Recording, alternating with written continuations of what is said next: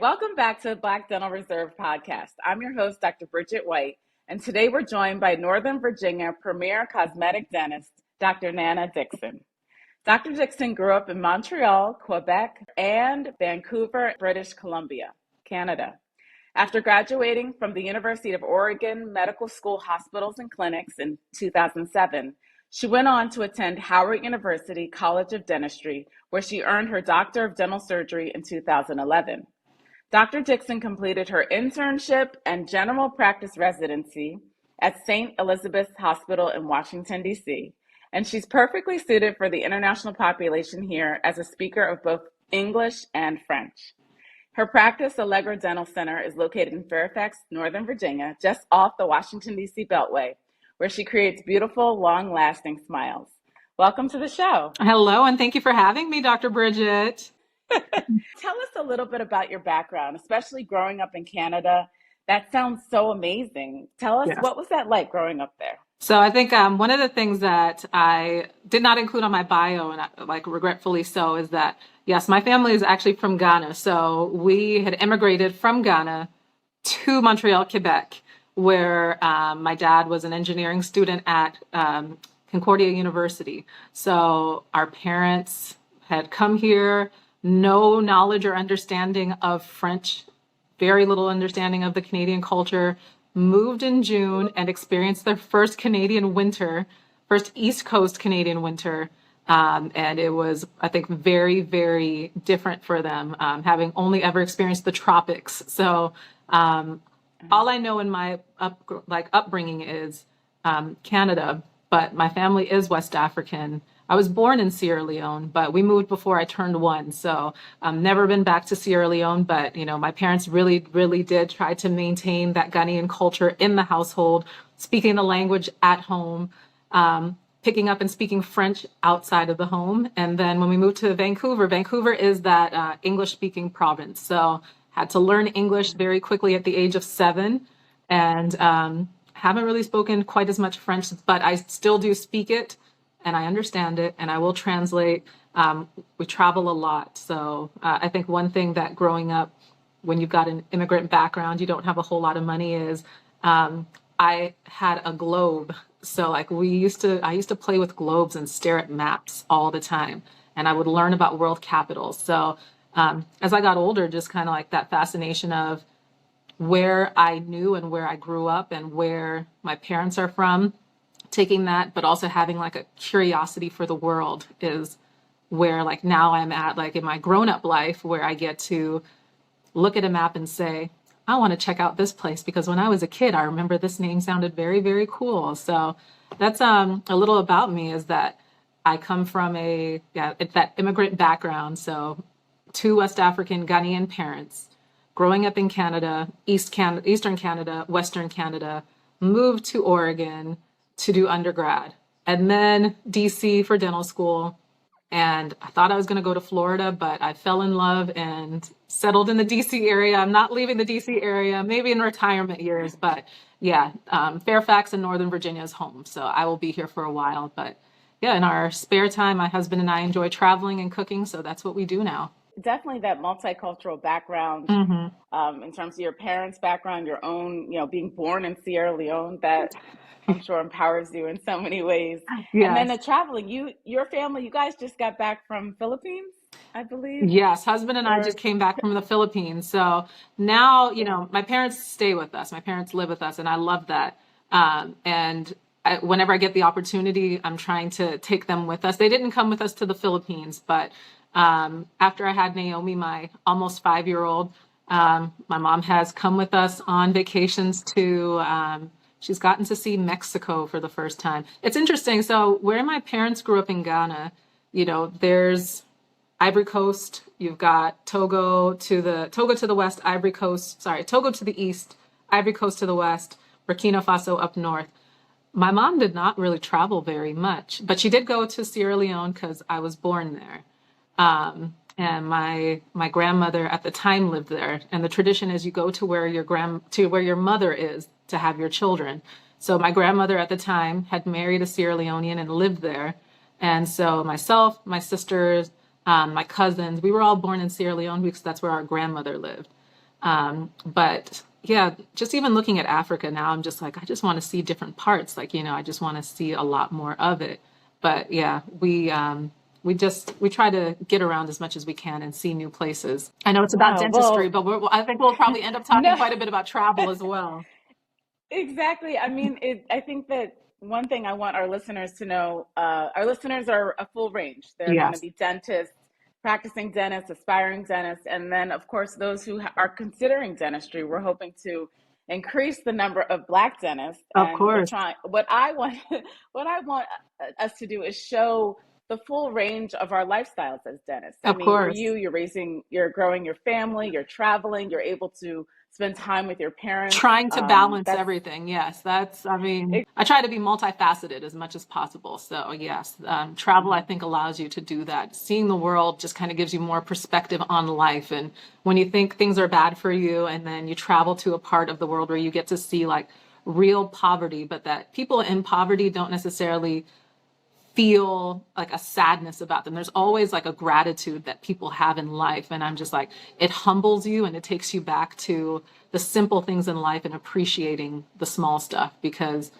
yeah, sitting in traffic and being upset over it is not a big deal. At the end of the day, it's not that bad. so. Tell us about, what led you into dentistry. Yeah. What was it that really inspired you? African parents. African parents. So, yes, my Wow. parents are African. You have got four options in life. You become a lawyer, a doctor, an engineer, or a failure. Failure is the fourth choice. So you really have to choose something that makes your parents Wow. proud. My dad is an engineer. I told you he came here and he went to engineering school at Concordia. My mom's a nurse. And so growing up, I was very fortunate that I got to see my dad going to school and I remembered watching him study. So he had a lot of like physics textbooks and chemistry textbooks. And so just he would talk about the stuff that he's studying. And the stuff was actually very fascinating to me. So as I was growing up, I loved the sciences. But your parents, I think, and the way they want to push you in the direction that they want you to follow is something that, like, I didn't fight it. I didn't think it was very much I didn't think it was a negative. But yes, my parents very much said, like, go into healthcare. It was healthcare and I liked the sciences. So it was just kind of like a natural path for me. Initially, I liked pharmacy, actually, but I started to do some just internships in pharmacy. And I realized that there wasn't that people interaction that I really enjoy. So once I got to undergrad at Oregon, I was in the health sciences club. And one of my pre-pharmacy friends was just like, I want to be able to help people. I just don't want to touch them. And I was just like, yeah, pharmacists are those doctors that want to help people without touching them, for sure. Like they don't like patients. And it's okay to not like people. There's a part of healthcare for you. But I Hmm. enjoy also artistry. So I like working with my hands. And one of my pre-health science classmates was just like, we've got a pre-dental club. Come check it out. And there was at University of Oregon, I went to the pre-dental club, and one of the docs who came to just talk to us was an endodontist, and he came Oh, and wow. invited us to come check him out at his private practice. And I was just like, let me check this out. I could potentially really enjoy this. So I checked him out. Mhm. I thought for sure like dentistry would seem gross to me. I thought, being in people's mouths would be gross. You know how people like, you're a dentist, you've heard it all the time, like, don't mouths gross you out? Oh, Don't yeah. teeth gross you out? I'm like, Every day. you know, Yeah. it wasn't that bad when I checked it out. And then I had Mhm. met actually a black dentist in Portland, and he invited me Oh, to come shadow him at an office in Portland that he worked at. It wasn't his own private practice. I learned as I grew up later on, like the difference between private and corporate. It was a corporate office he worked at, but he still invited me to come check him out and see what general dentistry was about. And continue to kind of shadow people. And the more I shadowed, the more I was just like, mhm. yeah, this is it. I like this a lot. And then I started to just kind of take that track. So took the DAT Wow. and made sure that, Yeah. I was applying to dental schools and that was it. But So seeing were people you, do it was what made me decide, like, yes, yeah, I like this. I can do this and it's a great career for me. that's a great experience. I mean, Hmm. meeting an endodontist, a specialist so early on. Yeah. Were you a science major? Were you Oh yeah. chemistry, I physics, mean, biology? I was a human physiology major at Oregon. So human Oh, physiology. wow. Okay. I was pre-admitted to the pharmacy school at Oregon State University. So I Wow. went from high Congratulations. school and I was a silly young person, right? So at the time, University of Oregon had the better football team. Oregon State had the pharmacy program. So I was just like, let me just go to Oregon and then I'll reapply to Oregon State next year, Okay. because once you get pre-admitted, like if you decline, you've got to reapply.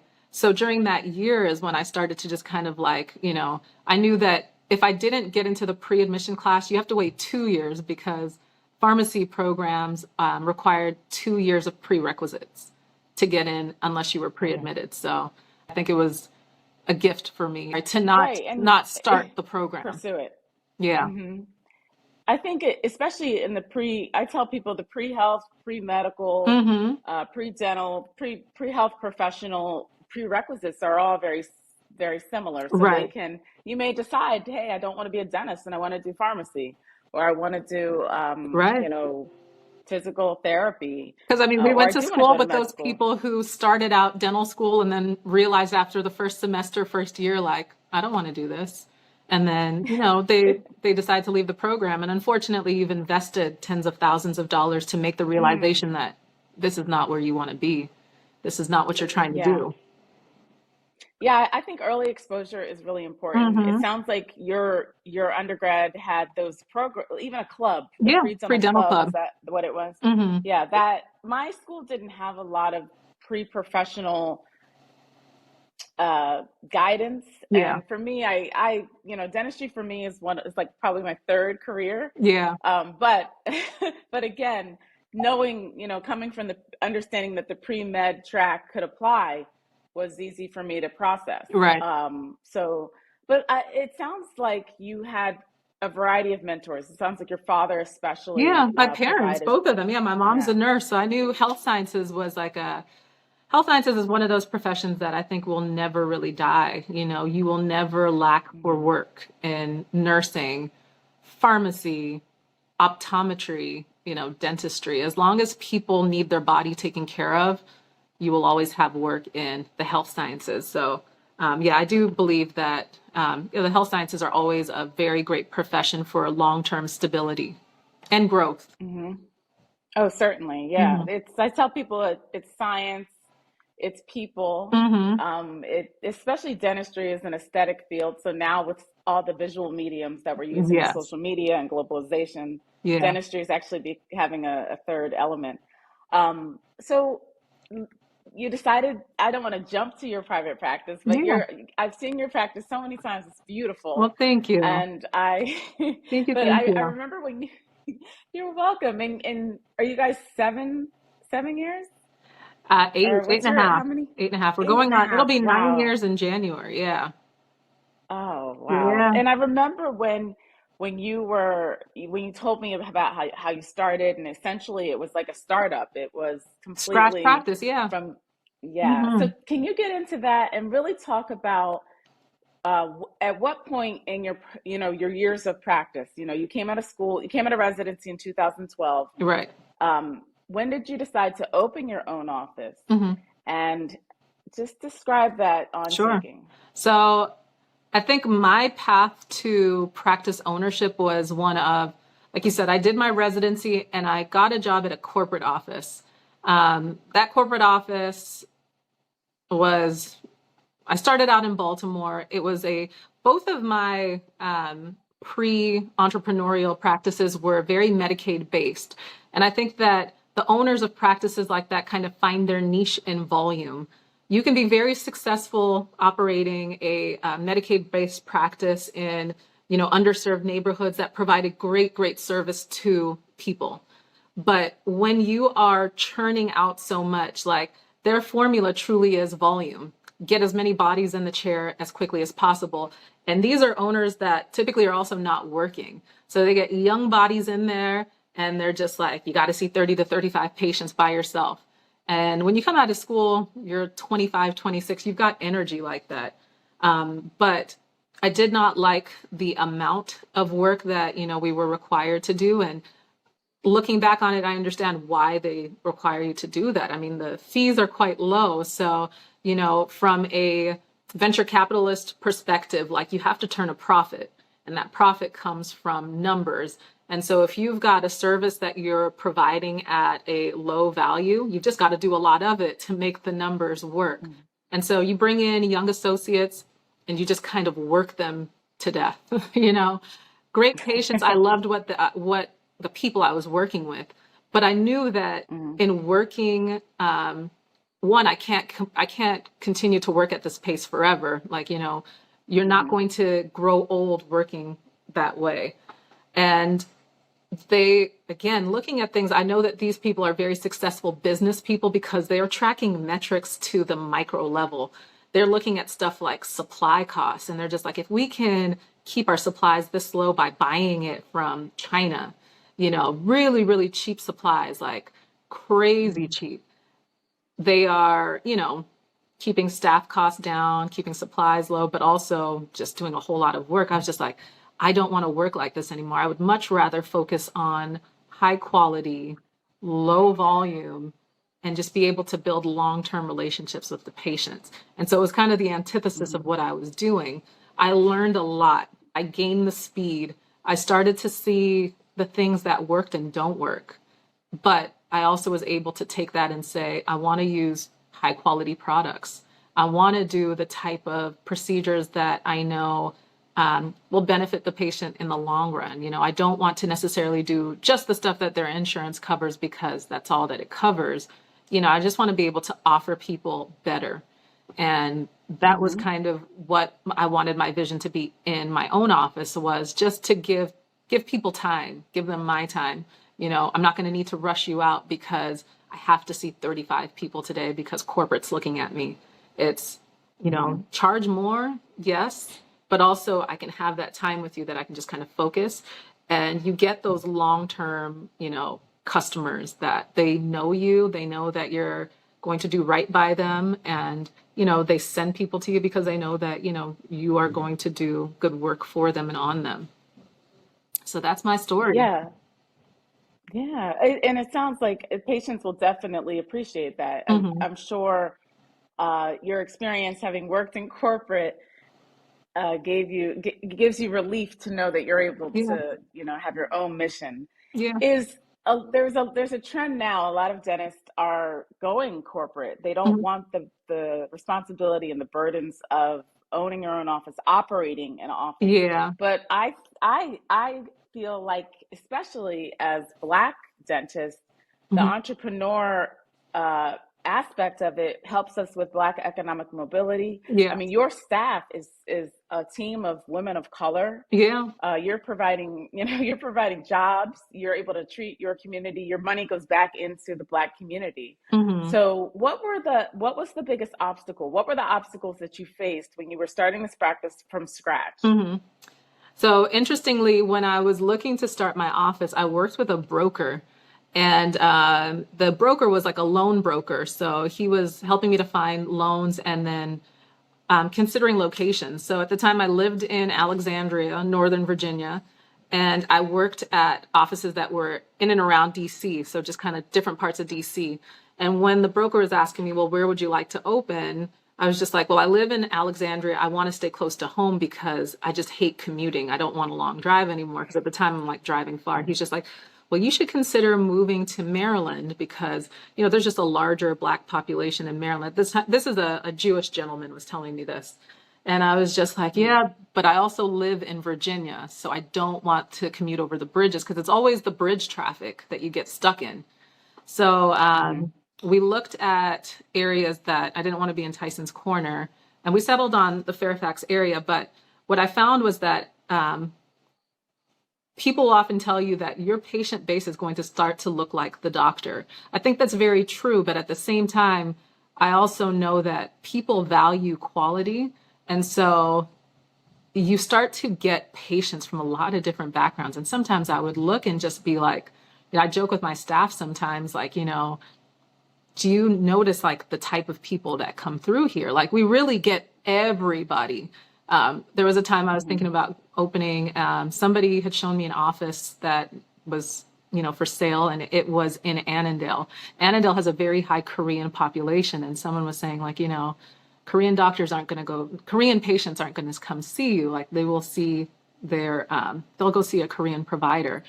And we're not far from Annandale, and like how many like Korean patients we've got, or like Indian patients and the Russians. And I'm just like, I feel like sometimes patients come to me in spite of the fact that I'm Black, but also I love treating our patients, which is, Black American patients, Black Caribbean patients, Black African patients. I get a lot of Ghanaian patients. I get Nigerian patients. I get a little bit of everybody.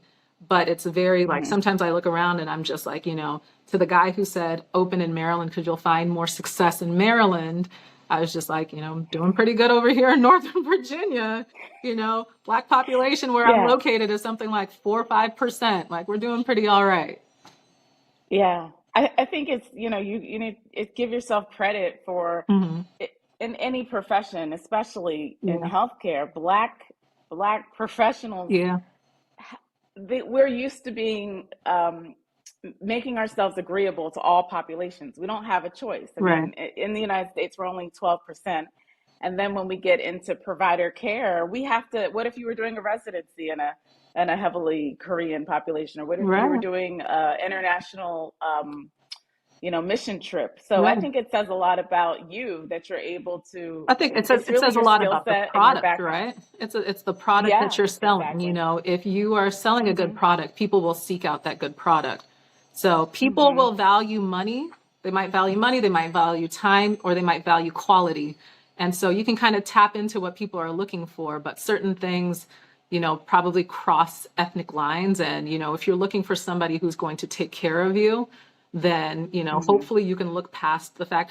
One thing I did that when it comes to marketing, all of my marketing pieces, I made sure you saw my face. I had a colleague who said he didn't want to put his face. I'm not even going to say his location just because he's in Maryland though. But he's like, I don't want to put my face on it because I don't want to keep anyone away.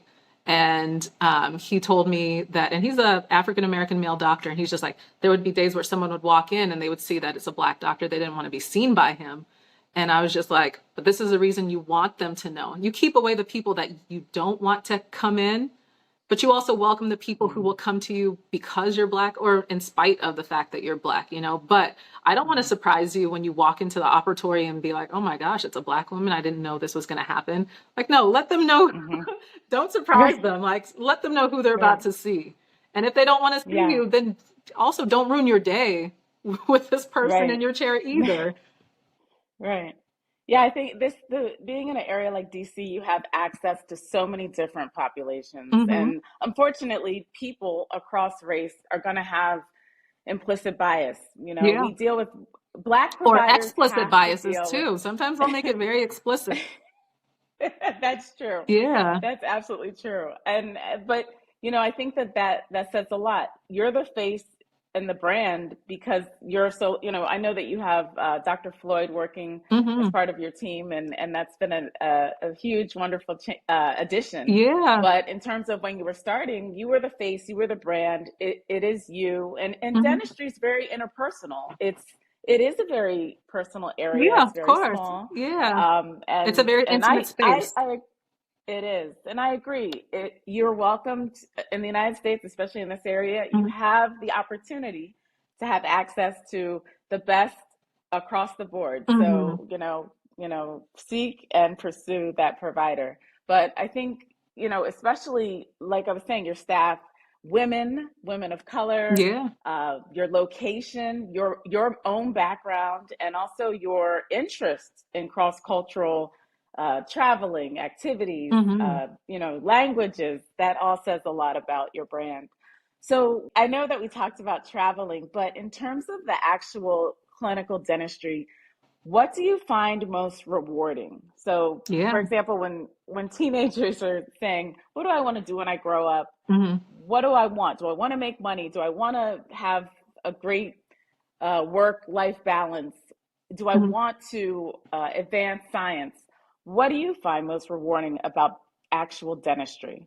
So I think you've asked like a few different like types of questions. Clinically, what I enjoy is twofold. I enjoy making people feel confident in the way that they look. So there have been so many times people come in, and one of the things we always do when a new patient comes in, we take a picture. Well, not a picture, we take a series of photos. And so we want to see what you look like when you smile, right? So we'll take your full face smile and then we zoom in on your smile and then we start to pull the lips back and we start to look at teeth. But that first time we meet you, the way you smile is captured forever. And when we're doing cosmetic makeovers, I always love to show the patient the difference in the way they smile. You've got people who may not like their teeth because they're crooked, they're chipped, they don't like the color, whatever it might be. And they start out, they give you this little half smile. And my assistants are trained to ask them, give me the biggest smile you can give me. And when people are not confident, they don't smile in a way that exudes a confidence, right? When we finish their smile transformation, and normally once we take the final photo, they've kind of sat in that smile because they've been in provisionals, they've been in temporaries. And so they've gotten to kind of get a preview of like, wow, this is what we're about to look like. We take that final photo and we always show them the side by side before and after. And I tell them, like, do you see a difference in the way that you smile? You smile differently now. You know, you just smile a whole, like, I see all your teeth now. Like, you know, I didn't see this before. So I love being able to make people more confident, feel better, look better. But the other part is I like to actually, change people's thoughts on what they thought the experience was going to be. So I love surgery. I do a lot of surgery. I do third molars, implants, stuff like that. Patients are nervous. I don't sedate. I don't do any full sedation. I don't do any nitrous. So I have to really kind of win them over with a lot of tacodontics. I have to tell them tacodontics. Yeah, it is the, hey, this is what we're going to do. I promise you, I'm not going to hurt you. I'm going to talk you through this. And they're always nervous, right? So the fact that I can take out your wisdom teeth and you're awake the whole time. And they're just like, oh, it wasn't that bad. And then the follow up of how did things go? You know, did it hurt? And then people are just like very surprised that we can do painless, for the most part, painless dentistry. But it's what I like about clinical dentistry is that you can help people gain confidence through a smile that they're very happy with, or you can get them out of pain too. Like that's a life-changing thing that you can do with your own hands. So I truly appreciate that. On a personal level, yes, I like that I can take care of my family. Building a practice takes a lot of your time, a lot of your effort. This was never, in the early days, it was never a 9 to 5. It was never 8 hours. These were days when I would get into the office at 7 o'clock, and there was days I wasn't coming home till 9 o'clock. Before I had my daughter, that's kind of how it was. Extremely, extremely long days. When she was born, for the first year, working 5 days a week, literally going back to work 17 days after she was born. There was no, maternity leave where it was 12 weeks. When people say I got 3 months off, I'm like envious of you, but you No, can't do that. You can't do that when you're the entrepreneur, like you have to get back to work. You literally have to get back to work. So for the first year of her life, it's all right. I bought a little pump plug for my car so that on my drive to work, strapped on my little nursing bra and I'm pumping on my way to work and, stopping, hopefully about maybe twice a day during my workday, step aside, pump a little bit. But I lost out on some of that bonding time with my daughter. And it was just kind of like, all right, my mom came to live with me, which was amazing. But I'm just like, I want my daughter to know that grandma is not mom. Like you have a mother, so mom's got to step away from work so she can spend more time with you. And now I work 4 clinical days, but I'm still going to work 5 days a week. But I've created a little bit more balance in my life where work is no longer taking up so much time. And Naomi will come with me to work sometimes. Yesterday, she said, Mommy, I haven't been to your office in a long time. She came and she just kind of hung out with me at work for half the day, which was nice too. She gets to come in and see like, this is what Mommy does, while I'm at school or whatnot. And, whether she wants to do this when she gets older is really up to her. I'm not going to force her, but the path has been laid out for you. So if this is what you want to do, it's here for you. Yeah, seeing that every day, especially as a woman, Mm-hmm. is empowering for young girls to see doctors who look like them, women Yeah. doing things, also to see women with families. And Mm-hmm. a lot of people who may not be in dentistry, we say that in dentistry you only eat what you hunt. So when we're not actually treating the patient, we're not making any money. No. Unless you're in corporate, there's no 2 week pay regardless of what we do at work. It's Yeah. very production intensive. So that is one aspect. It's rewarding, but at the same time, it can be challenging. But it sounds like, I mean, your journey, your motherhood journey, and then for your daughter to actually be able to walk into your workspace, it sounds like it Yeah. came full circle, and it's definitely worth it. She's adorable. Well, She's so thank you. So smart. is your I can't like Luca. I Luca's remember. adorable too. I can't thank you. I can't believe how fast they're growing. I Yeah. mean, And I thank remember you. sitting with you when you were pregnant. I was gonna say, yes, you were definitely very, very helpful in my transition. Like, yeah, I remember I came to work on a Monday. Naomi was born that Tuesday, but it was you who came Oh in. yeah. I don't remember if it was like the week for a week or a couple of days, but it was You very, were very at you helpful. delivered. I was covering you Yeah. and when you delivered. I do remember, and Hmm. your assistants were like communicating all of that. Yes. Yeah. Well, and that's the type of teamwork. I tell people this area especially. Hmm. I met Dr. Dickson and I met you when I was looking for an office, and I always feel so scrambled in dentistry. My parents weren't dentists. I came in Hmm. after September 11th. I did my pre-med in 1 year, and I had no idea what practice ownership was like. But when I But saw you're your making office, it. I You're thought, making it though. day by day, day Hmm. by day. But I tell people, as especially in the climate, the political climate, the geopolitical, and then the recession, the Hmm. pandemic, COVID has changed being everything. COVID mm, has changed yes, everything when it comes to staffing in a yeah, major way. I think there's been some positive aspects. I don't think we can say it's all bad. I think a lot of us are feeling the shortage, the staffing shortage. But I hmm had to take responsibility too for the fact that, you have to look around sometimes. If you've got a good team, reward that good team so they don't want to turn around and find something else. I have made the yeah, mistake of, sometimes you take your people for granted, you know, taking time to appreciate the people who support you day in and day out. Because for a lot of people, what COVID meant was I get to work from home. I don't have to leave the mm, house. I get to, work in my shorts and my t-shirt. But the people who I right, work with they were seeing everybody else work from home and they had to get up every morning, get on the highway, come into the office. hmm Post COVID, you're coming to a dental office where everybody is talking about this aerosol virus that is spreading. So hmm the people who came in to work with me every day were definitely, I think, kind of like some of the cream of the crop because people were retiring, people were leaving dentistry. So people were, appreciate yeah, the people who are with you because they could be doing other things. There's other professions that could be paying them more, So hmm just being hmm grateful for them. And again, it's not every day that I'm showing my gratitude, but I had to take a moment to really try to just look at them and say thank you. Like, just truly, yeah. truly thank you. I love your social media.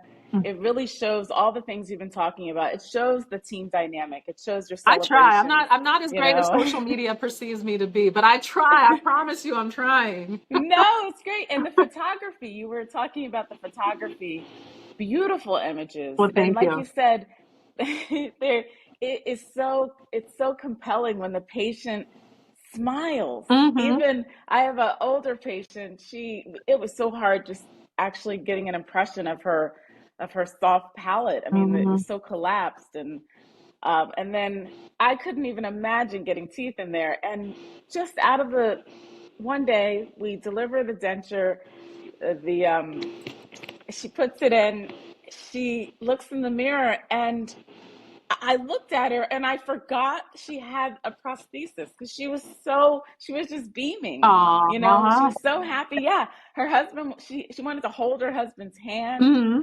It was just magical. I mean, it really is. Some A of smile will those change your moments, life. It truly, it truly will. really So does. yeah, we can't take for Yeah. granted the I won't say the power we have, but it is definitely a it's a privilege that we have, that we can help people in the way that we do. Like Yeah. physicians can prescribe you something and you can feel better. But when you look good, it also really makes you feel good. I like that it's all of that. Like you said, art, it's healthcare, you're helping someone, Hmm. and it's medicine. And just like Yeah. with your And origins some with engineering. pharmaceuticals, It's a lot of understanding that. engineering what we do too. A lot, a Yeah. lot of mental gymnastics as well. So Yeah. where do you see the future of dentistry going? I think that Hmm. corporate, I mean, we see it. We see it starting to, not starting, it's been taking over. I do want to stay as that individual type office. I want to be that solo. But Hmm. I think that there's Hmm. corporate, and then you're starting to see also the multidisciplinary practices where people just are kind of seeing like, yeah, being a solo, you're just going to get eaten up. But if I can team up with, if I'm pedo, team up with an orthodontist. If I'm an endodontist, Hmm. teaming up with perio, multidisciplinary type practice where, yes, we are solo, we don't have, it's not a chain, but if I'm a GP and I can get together with an oral surgeon, ortho, multi-specialty, and we buy up a building and share the space, I think that that would be a great way for dentistry to make a move so that corporate is set up to look at profits and money, whereas us solo practitioners, like at the end of the day, I know that I could be making a lot more money by cutting the cost of my supplies by buying it from places that are very kind of gray market, but I want to give Hmm. my patients the best. So Hmm. I think that you will always have a place for that solo GP to live and thrive. And I think hopefully the marketplace will start to see that the corporate offices are not offering you the same level of compassionate care that the solo GP is going to give you. So, yeah, in the same way that you can have, a $99 burger living alongside a $35 steakhouse burger, you've got people who want the steakhouse burger and you've got people who want the 99-cent burger. It's not wrong for someone to want the 99-cent burger. It really isn't. So you just Yeah. kind of have to know who you want. Who do you want your target audience to be? Because that person who can buy the 99-cent burger is going to come to you and say that burger is just too much.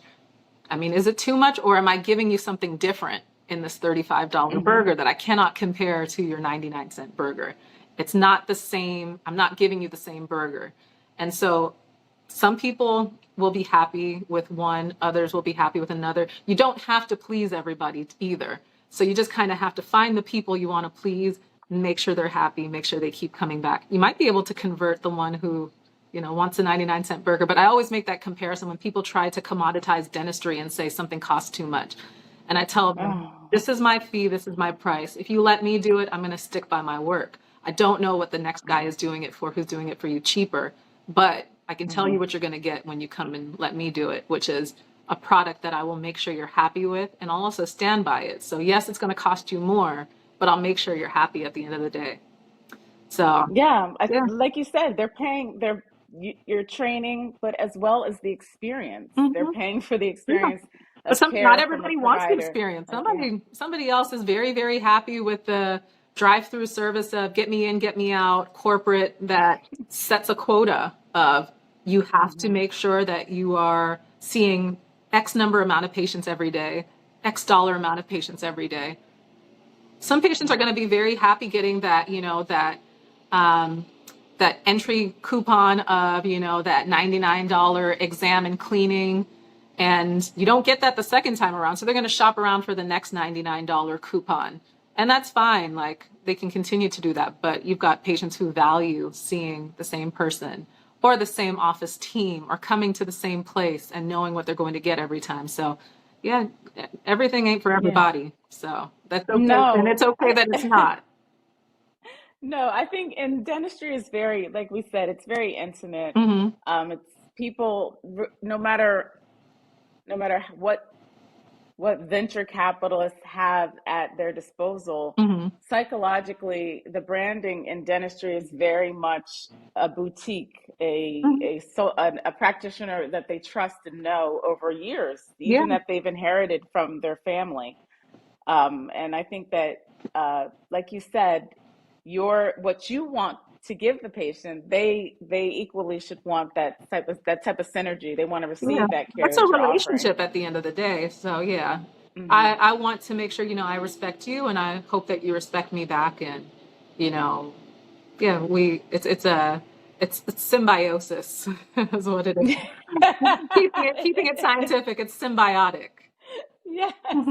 I wanted to tell the listeners finally, um, what you said in the beginning, that experience of shadowing the dentist, the endodontist, Yeah. that seems to be to have had such a impact on you. Mhm. And what would you say to parents who are trying to tell their kids, you should be a dentist, you should be a dentist? Yeah. How soon? What's too early for someone to come in and shadow? Would a high school I student? don't think it's Would ever you too encourage early. that? My office, my doors are generally pretty open. I've had quite a few between high school students, college students, even dental students, like current like Howard students that I mentor and I reach out to, and they know like I'm only ever a text message away. Like if you've ever got questions about, clinic, if you're a D3 student or just whatever year in dental school and you've got clinic questions, but mentorship or just feeling like, you've got someone that's a sounding board, it's never too early. Hmm. It's never, ever, ever too early. So high school is a good time to start to do some career exploration, figure out what you like, figure out a passion. I think that I truly, truly love dentistry. And I think the reason why I go to work every day just with like a certain amount of just happiness is that I like what I'm doing, and on most days I love it. There's some days where I'm just like, yes, I'm tired.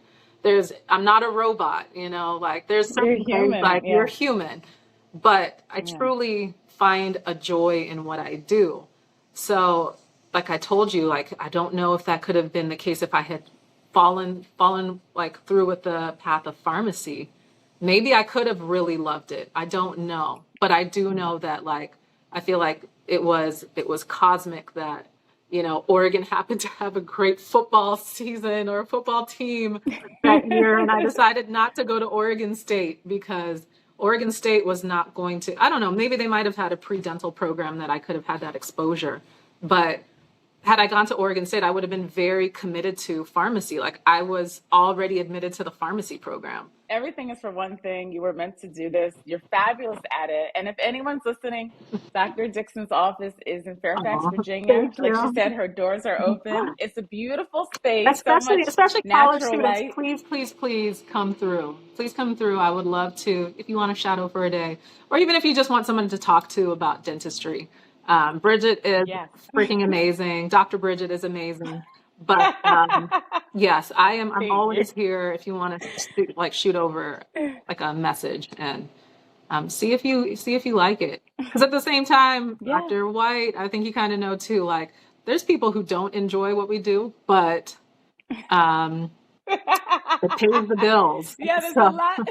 There's a lot to it, and mhm, you know what? It's okay to, like you said, yeah, you look at professions yeah, for what they provide you in yeah, terms of what you need to survive.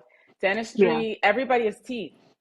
My number one reason to become a dentist was that there was a shortage of dentists. I saw it in a Jada article. I was like, oh. And then I thought, well, everybody has teeth. And my dad was an accountant, and he always talked about going for the job that's always hiring. yeah. So So, I mean, then I said, okay. I don't know if this is like too far off topic or if we're coming to an end, but I think when I look at your personality, you seem quite extroverted. I am kind of like that introverted extrovert. When I'm with people, I can talk. For young people who are looking for career paths that suits them. So, with the pharmacy thing, I think that pharmacy is great for introverted personalities, right? Like you can truly work in a fashion that suits your personality, that you don't really need to engage with that many people, or that engaging with high volumes of people can kind of drain you.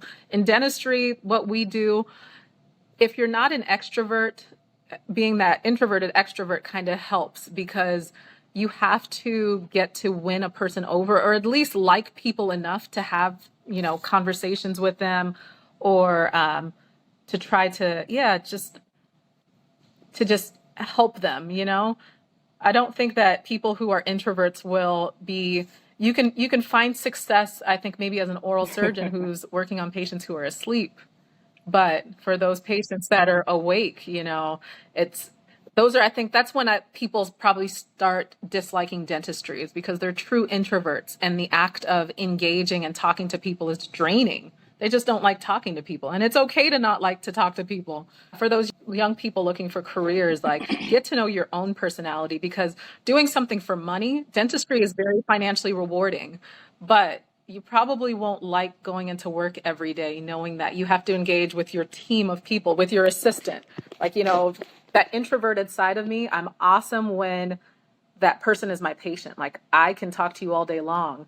My assistants, like, I can talk, but like, I'm so talked out with talking to patients that sometimes I just want to go to my office and I don't really want to talk anymore. Like, if I'm not so chatty outside of the operatory, it's because truly some of it is draining for me because I'm that introverted extrovert. But I like working with those real extroverts too, because they get their energy from engaging with people, and they love that stuff.